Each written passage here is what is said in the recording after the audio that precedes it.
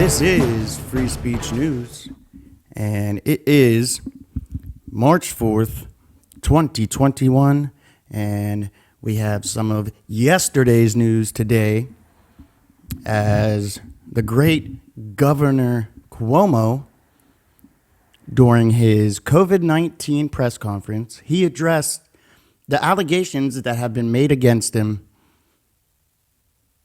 And I said before that there's even more tells in this statement he makes. And he said he did not follow the advice of his lawyers and decided to address the public. And maybe he should have followed the advice, as we will see here. And he states, quote, "I now understand that I acted in a way that made people feel uncomfortable. It was unintentional, and I truly and deeply apologize for it. I feel awful, and frankly, I'm embarrassed by it."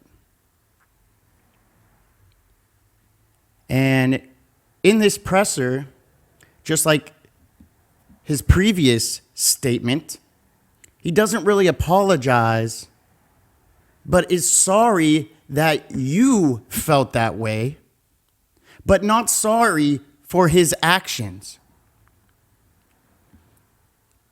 Just like as he says here, that he never knew at the time he was making anyone feel uncomfortable, that he has learned an important lesson, and he will be the better for this experience.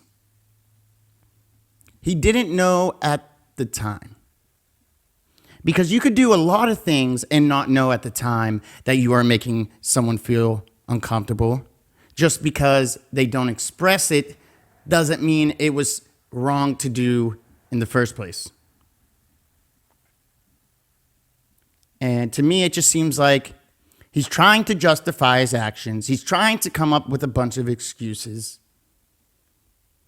And he can do no wrong in his eyes. And later, Cuomo went on to say, per this Fox report, that he never touched anyone inappropriately. And when asked about the photo of him gripping the face of Anna Ruch, who has accused Cuomo of gripping her face and kissing her on the cheek without permission. And Cuomo says that it is a customary way for him to greet people. He says that you can find hundreds of photos of him doing the same thing to men and women for years. But let's go back to that incident. So, Mr. Cuomo, you are accustomed to gripping a woman's face, and kissing them on the cheek. You're accustomed to grabbing a man's face and kissing them on the cheek. This is how you greet people? Random people you've never met? I could see if you were doing this with somebody you've known for a while or his family members because he's Italian, but we're not in France, okay? And I would like to see these pictures, so-called hundreds of pictures of him gripping people's faces, men and women, and kissing them on the cheek, because that's how he greets people. Insane. Maybe he should have followed the advice of his lawyers and shut the hell up, because he is just digging his own grave the more he speaks.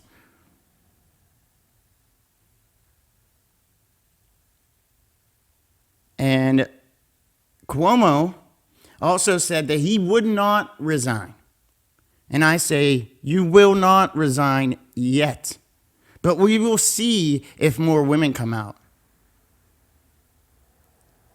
If no more women come out, then they are just using this as a big distraction. Now, this is important, yes. Sexual harassment is important, yes. But we cannot let this overshadow the fact that this guy sent people to their deathbeds, essentially. His policies of forcing nursing homes to accept COVID-19 positive patients was absurd, and it cost thousands of lives. And we can't forget about the investigations going on with that. And we must not let this overshadow that, but we must talk about them together. Because there is active investigations going on into these nursing home policies. And we will see what comes of it. But I do think at the end of that, he is going to be forced to resign, if it's a fair investigation. So I'm going to be keeping a close eye on that as the days move along. But moving on to some other news, we have more news, or I should say more telling news of the so-called president who is not running the show. It is the people, his handlers, are running the show. And Mr. Biden held a virtual event on Wednesday with the House Democratic Caucus. And honestly, this is getting out of hand. They can no longer hide Biden's mental decline. Because after this virtual event, Joe Biden, speaking to Nancy Pelosi, said, quote, "I am happy to take questions if that's what I'm supposed to do." And whoever is running the show quickly cut the feed, because we know Joe Biden cannot answer questions. Thank you. And I'm happy to take questions if that's what I'm supposed to do, Nance, whatever you want me to do.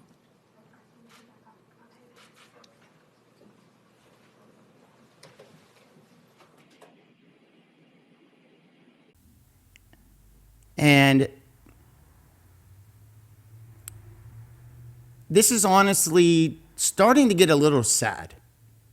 They are using this man as a puppet, and his mental decline is getting worse by the day. And it's almost starting to be cruel what they are doing to this man.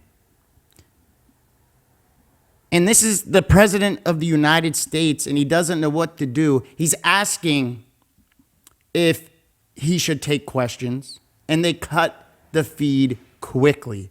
You are the president of the United States, and you almost haven't had a press conference in almost 50 days. I think it's like 44, 43. But in that situation, you say, I will answer questions. I will take some questions. You are the president of the United States, but we know he is not running the show, or he would have took command and said, I'm answering questions, period. The blunders are adding up, and it's starting to be obvious. But what is the other option? They do the 14th Amendment, and then we have Kamala Harris as president. It's not better. So either way, for this country, it is not good. You see these bills that they are trying to roll out,